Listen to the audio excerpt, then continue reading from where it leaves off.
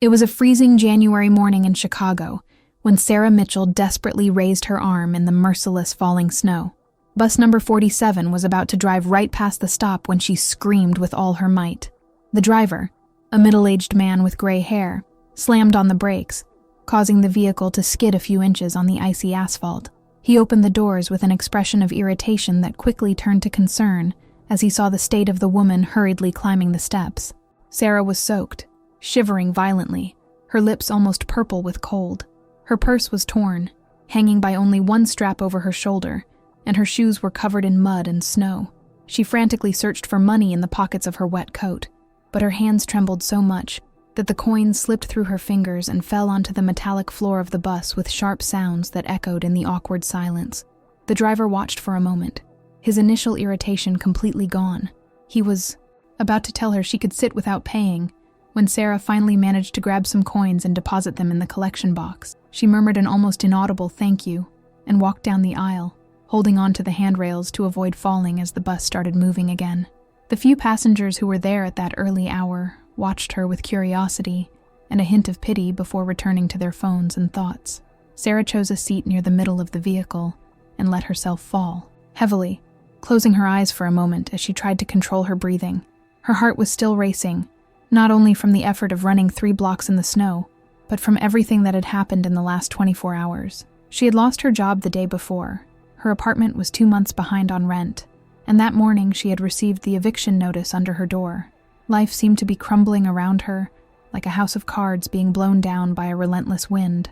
As the bus sped down Michigan Avenue, Sarah slowly opened her eyes and looked out the fogged-up window.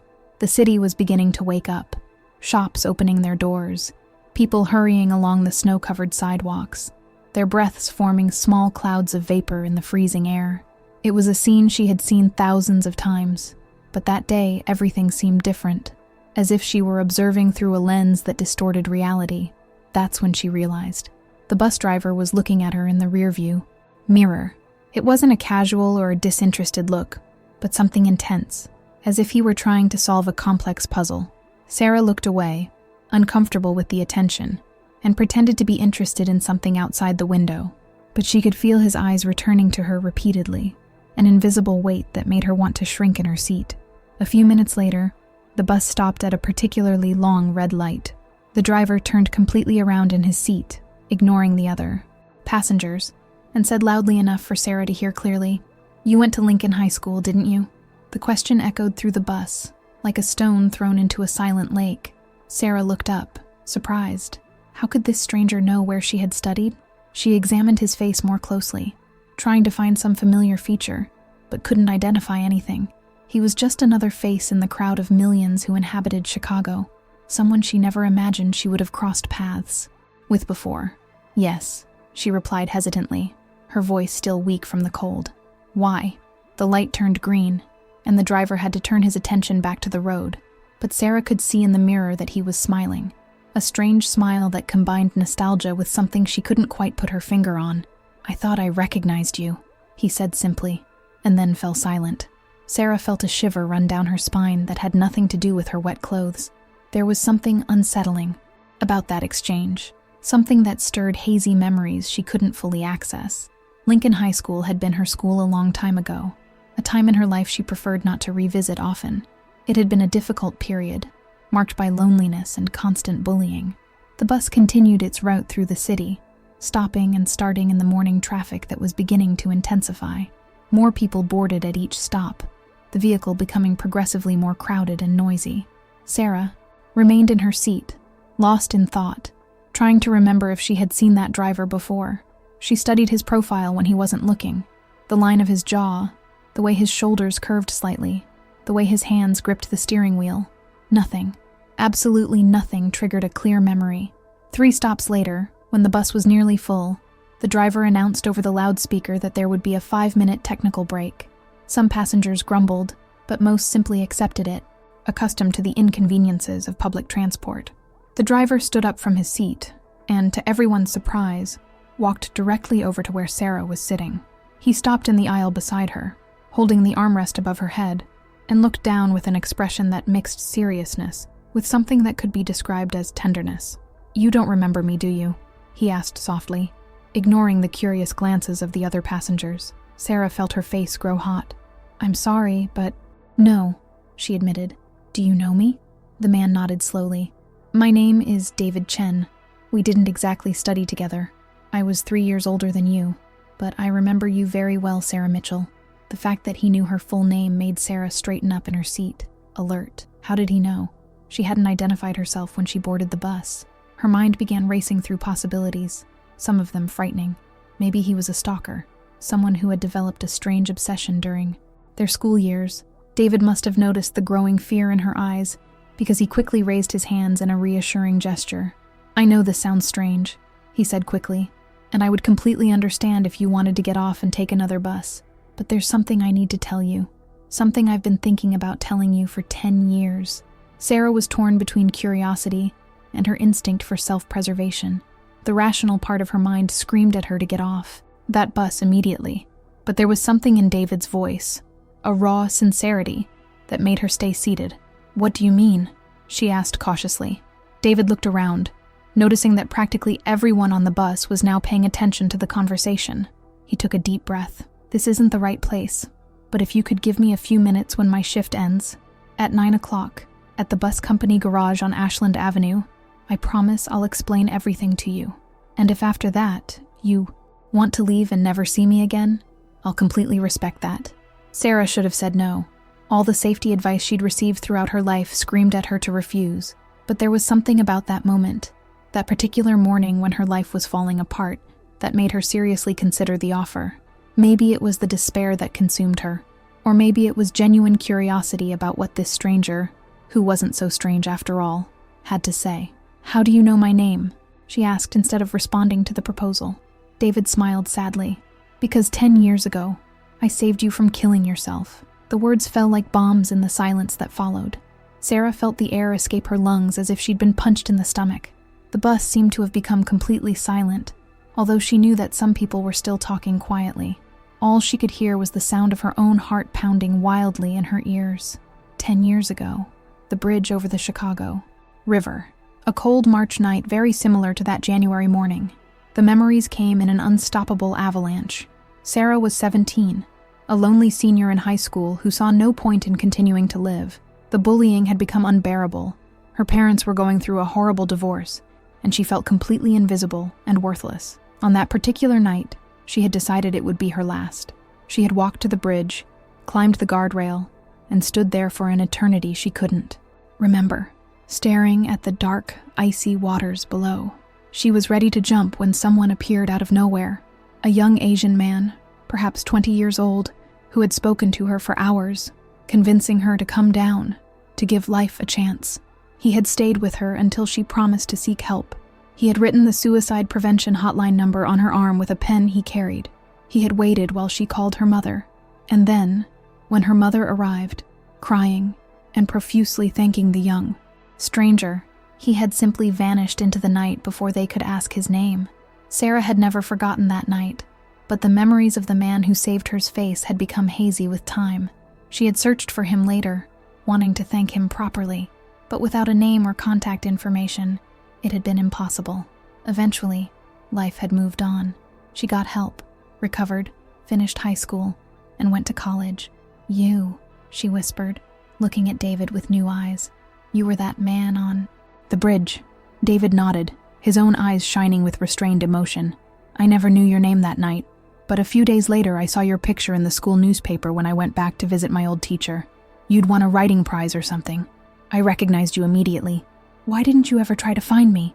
Sarah asked, feeling tears begin to well up in her eyes.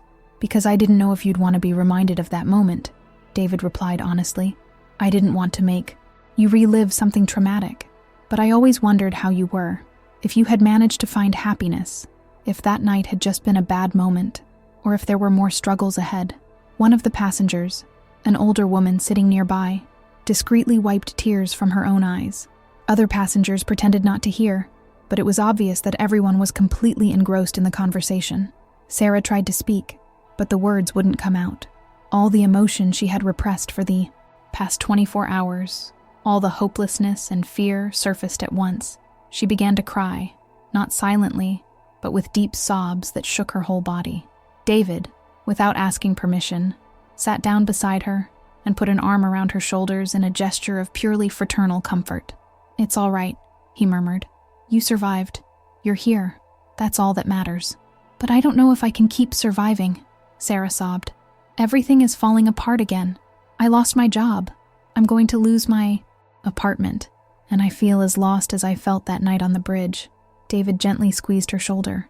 "That night, 10 years ago, I told you something I still believe today, that bad days don't mean a bad life, that you had value simply for existing, regardless of what other people said or did.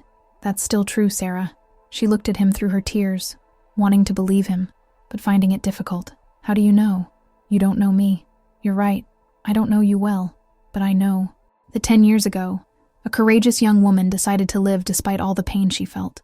I know that this same person got up today, even when everything seemed impossible, and fought to catch this bus. That takes incredible strength, Sarah. That's who you are at heart. Someone who fights even when there seems to be no reason to do so." The other passengers were completely silent now, some with tears in their eyes, witnesses to a moment of profound humanity on an ordinary bus, on an ordinary morning. A younger man at the front pulled out his phone, but not to record, rather to look for something. He turned and held out a business card. "My company is hiring," he said simply. "Data analysts. If you're interested, send me an email." Sarah took the card with trembling hands, too surprised to respond properly. The older woman who had cried earlier then spoke. "I have a spare room in my house. My son moved out 6 months ago, and it's just gathering dust. You can stay there until you get back on your feet, rent-free, just help with some housework." One by one, other passengers began offering help. Phone numbers of therapists who accepted uninsured patients, information about food banks and assistance programs, offers of work clothes for interviews.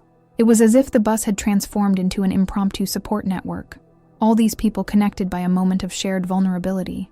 David watched everything with a proud smile. "See," he said softly to Sarah, "the world still has goodness in it. You just need to let people help you." Sarah couldn't stop crying, but now the tears were of a different emotion: gratitude, astonishment, and perhaps the first glimpse of hope she had felt in a long time. She held all the cards and scraps of paper with phone numbers that the passengers had given her, carefully storing them in her torn bag as if they were priceless treasures.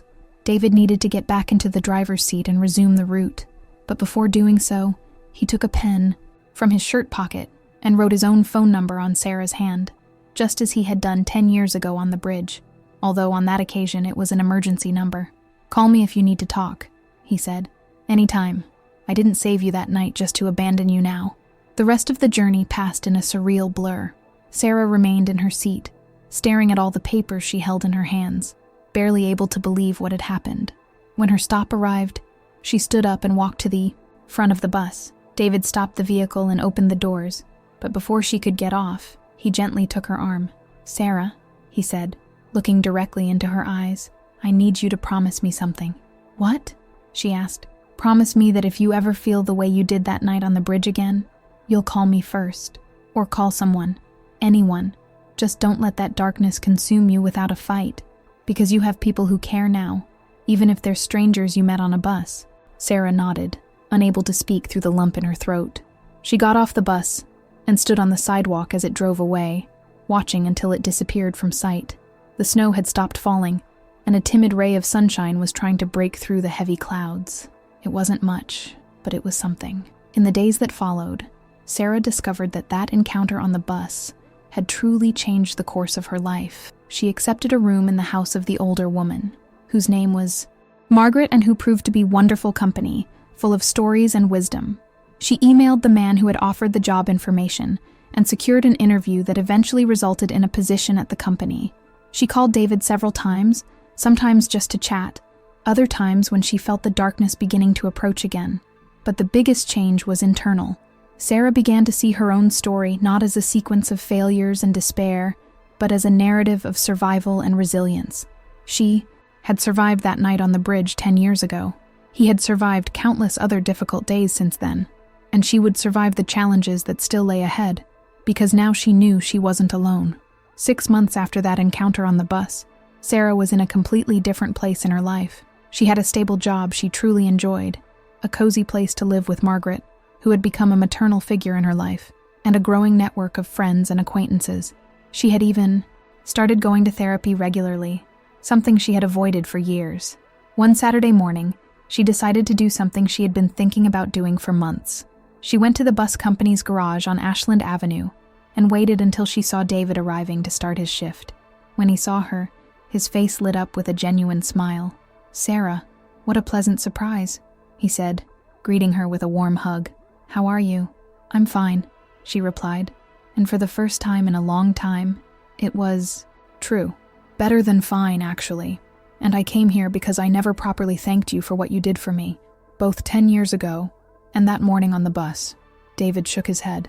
"You don't need to thank me. I only did what any decent person would do. But you did more than that," Sarah insisted. "You gave me hope when I had none. Twice. And I wanted you to know that it made all the difference." They talked for almost an hour there in the bus garage, sharing stories and updates about their lives. Sarah discovered that David had his own history of struggling with mental health, that he had lost a younger brother to suicide when he was a teenager, and that this was why he had been on that bridge that night 10 years ago. Not by chance, but because he frequently went there when he needed to think or process difficult emotions. "When I saw you that night," David explained, "it was as if the universe was giving me a second chance to save someone I loved, even if she was a stranger. I couldn't save my brother, but maybe I could save you." Sarah felt tears in her eyes again, but this time they were tears of connection and understanding. "You saved me, and now I want to do the same for other people." That's how Sarah began volunteering on a suicide prevention hotline, using her own experience to help others who were struggling. She and David became close friends, meeting regularly for coffee or meals. He became a constant presence in her life, a living reminder that goodness existed in the world, and that life was worth living. Years later, when Sarah talked about that day on the bus, she always said it was the day her life truly began. Not because everything suddenly became perfect or easy, but because it was the day she learned that asking for help wasn't weakness, that accepting kindness wasn't shameful, and that her life had value simply because she existed. And on dark nights, when the world seemed too heavy to bear, she would look at the phone number saved on her cell phone under the name David, and remember that there was always someone willing to lend a hand. There was always a reason to keep fighting, and there was always hope, even when it seemed impossible to find.